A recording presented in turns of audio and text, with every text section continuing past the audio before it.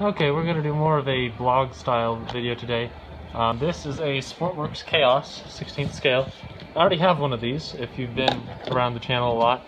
I did quite a bit of work to it before I really realized what I wanted to do with this channel, so I figured I should probably get another one and return it to original so that I've got a survivor, which is really what I'm about. Fairly unused. Came with a Pico engine. These are very nice engines. This is a 08, which is bigger than the 05 it came with. The 05 it came with, I found out, was no compression, which is probably why the original owner decided to pick up a 08. It looks like they never installed it. So we're going to try to get this 05 engine running. But as I realized, the 05 has no compression. Watch this, just barely pinching this. You can see on the side, maybe you can see on the side, the exhaust. Piston moves up and down with no real resistance. So what I've done is I've sprayed a bit of fuel in the carburetor. I've got a fuel line primed by blowing into the other end of it. And, I mean, there's fuel in there. If this was a good engine, it would at least cough over.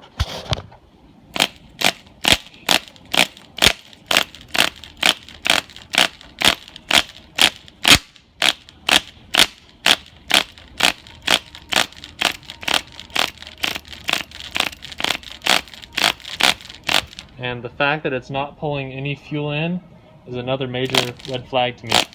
I've already checked the needles. I know the needles are clean and good. The carb's ungummed.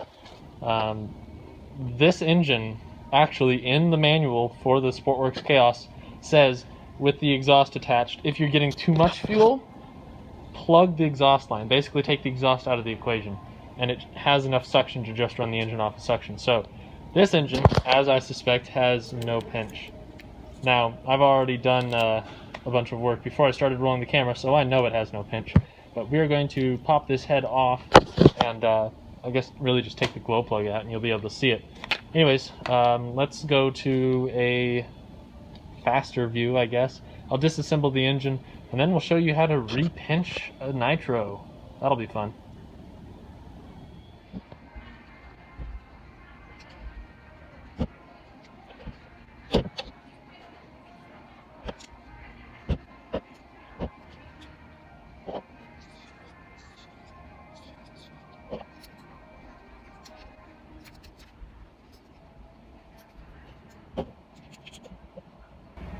Right, so this is how I definitely know it's a bad pinch, no pinch. I can put the engine just on my finger and push the engine along, and you see the piston going up and down without any hesitation. And that's nothing. I shouldn't be able to flick this over. There should be some resistance, and if I close my eyes here, I cannot tell when that resistance is happening. So definitely no pinch. So what we're going to do is we're going to take the sleeve out and the piston and repinch it. The sleeve for this one can be pretty easily removed. This is an angled pick, cheap one. If you look at the base of the engine here, kind of hard to see. What you see here is the cylinder, but there's this little gap. That gap is for removing the sleeve. So you just push up there. That's the bottom of the sleeve. Make sure you don't slip. And the sleeve starts to come out the top. There it is. Just reach in there, grab it. Take note of its orientation. There's usually a tick.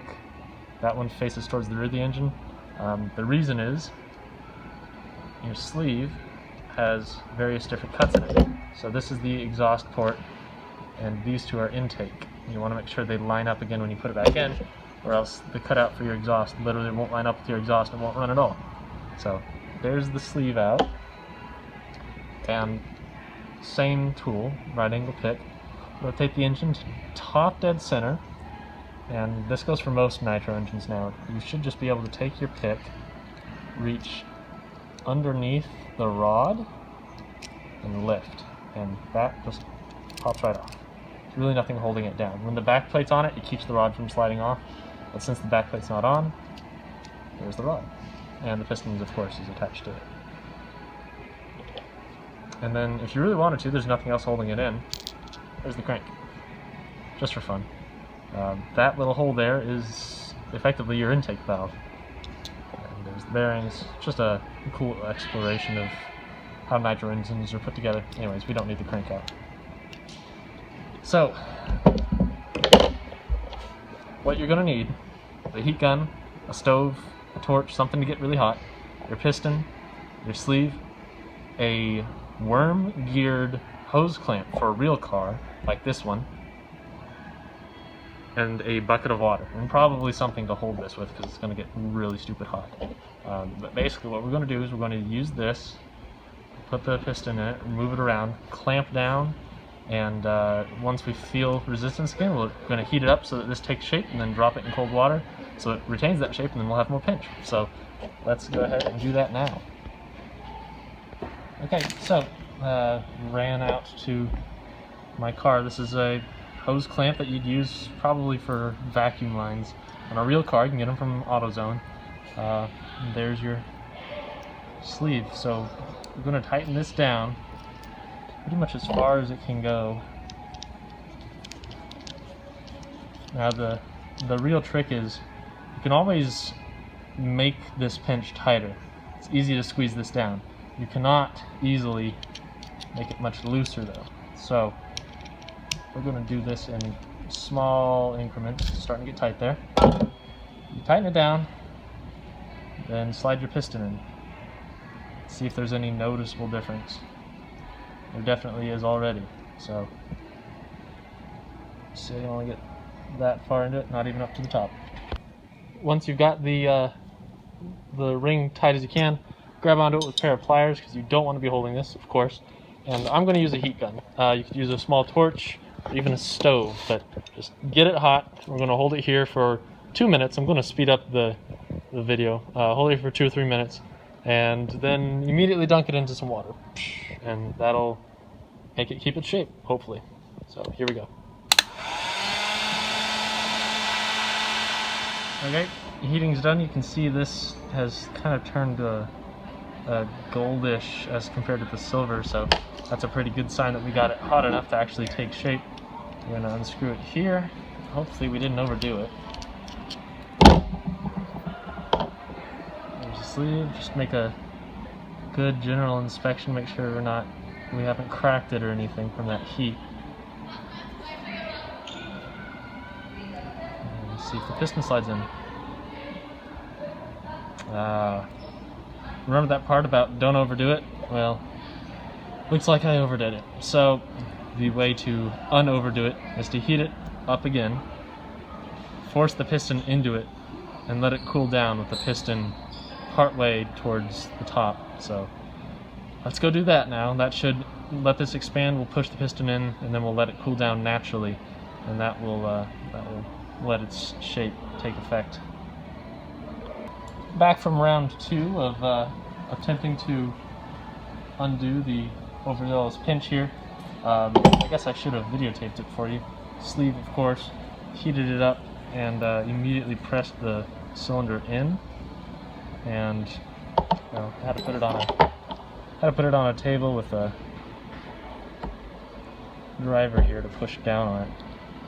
That's still too much. That was too difficult. So we're going to go for round 3. Okay guys, so far so good. So what I ended up doing there in the end was leaving the piston in the sleeve and heat treating it over and over again. So we got smooth travel, and then as it gets to about 2/3 it gets stiff, and up at the top it's pretty firm. So that's much more pinch than we had originally. When I put this thing back together, I'm going to use castor oil. This is Bean All brand castor oil, just applying it with a cotton swab here to make sure everything's going together, and we'll move nice and smooth. Just a little lip around the piston here will do it.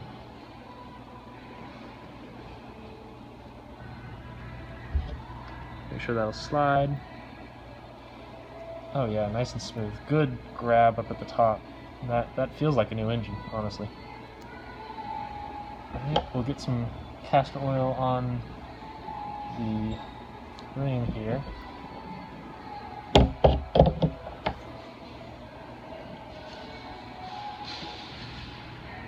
That I guess that would be a rod rod journal? If this was a full-size car? This does go a certain way. The lip of the piston faces the front of the engine. So, same way it came out. Piston in first without the sleeve. Use our right angled hook here and just line that up.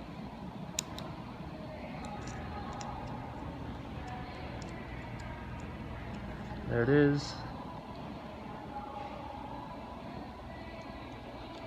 And now the fun part, which I can't really adequately capture on camera, I have to hold the engine upside down so the piston dangles in the middle while I insert my sleeve, which I will also coat in a bit, just down here at the bottom, just for smooth installation. So yeah, I'm going to hold it upside down, look up into the bottom of it and slide it in, so let me do that off camera here. Okay, got it that time, I swear. Nick to the back. I'm still holding the piston at top dead center back here. Nick of the sleeve to the rear. And now I get some pressure on it. Yes. Awesome. Yeah, there's the pinch. Pinch. Let's go. Pinch. Let's go. And remember, this is the coating of castor oil on the piston, so that is fantastic. Alright, back plate now, I suppose. So the notch grabs onto the end of the connecting rod. Kind of helps to get them close to lined up as you put it together. And then just kind of wiggle it until it snaps in. Run those 4 screws in.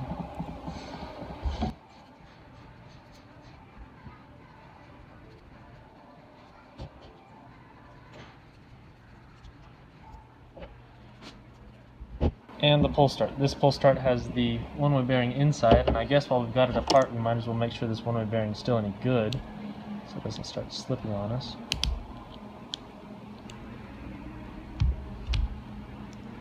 Raised hub towards the engine.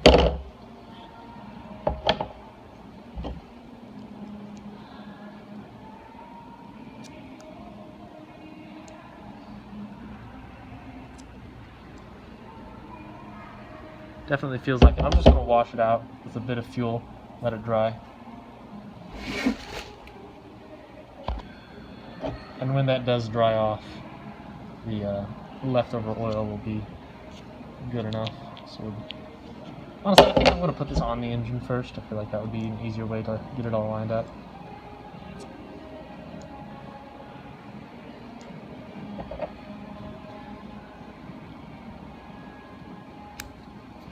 Go. Hey, there's pinch. Crazy how that works.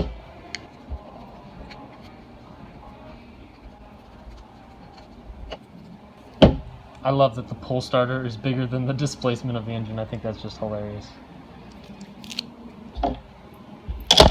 And the engine head. Doesn't matter which way this one faces. So.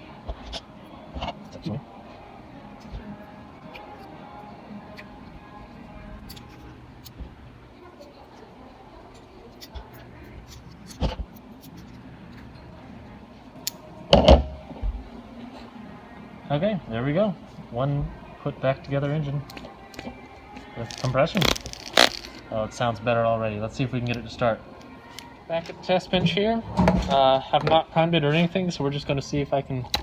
It feels so much better. We're just going to see if I can get any fuel to feed in. You'll watch the fuel line here on the bottom. Yes! Fantastic.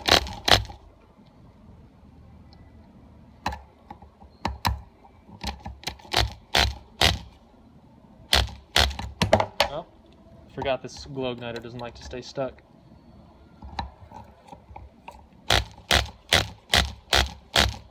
Oh, it sounds so good.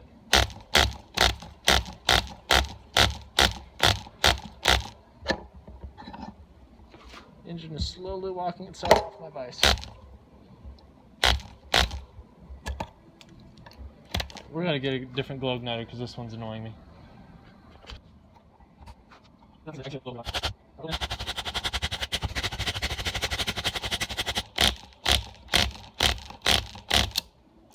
Oh no. Well, there went the pull start. I felt the spring give out. Okay, well, that was fun. Got that close to starting and then it quit on me. I guess we'll crack open the pull starter and see if the spring broke or slipped off. Should be fun.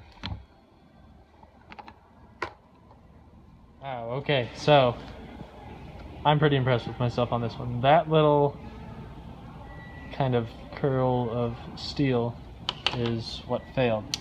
This was the end of the spring. Luckily it broke right near the end, so that's what snapped right there at the edge, and I was able to get the spring out, recoil it, bend a hook into it, and get it to work. So let's put this pull start back on and see if we can get the engine started.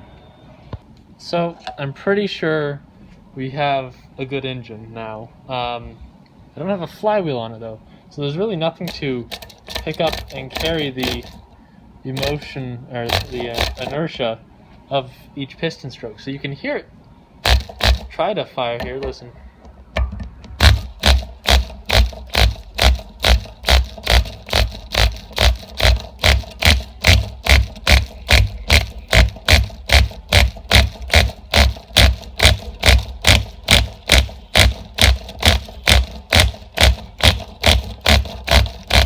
And hell, I can see stuff coming out the side, but since there's no flywheel to store the momentum, there's really nothing to keep the engine turning over until the next cycle. Pull start's fixed though, so that's nice. I don't have to buy a new one of those. And yeah, I think this engine is a go. So when I get a flywheel and put this on here, I'm sure we'll revisit whether or not what I did was successful. But until then, thanks for watching, guys. Hope you learned something. Have a good one.